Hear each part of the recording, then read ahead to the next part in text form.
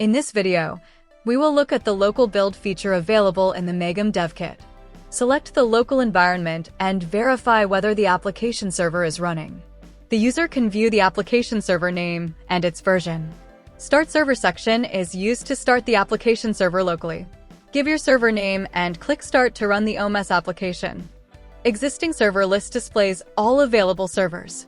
Auto Start Server List allows users to configure servers that should start automatically. On the right side, the Running Servers section shows the servers that are currently active.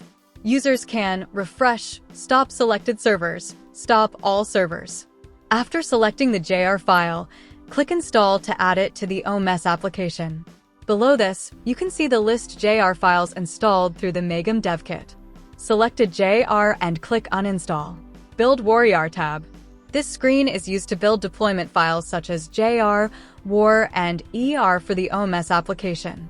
Clicking Build WAR generates the WAR file. In the Build ER section, clicking Build ER creates the ER file for deployment. Build JR section allows developers to build.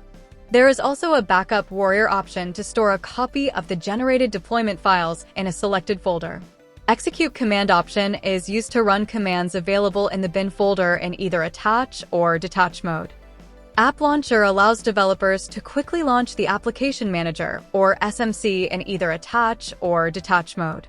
User can also copy login pages, clear logs, terminate the process. For queries and support, please contact the Maegham support team.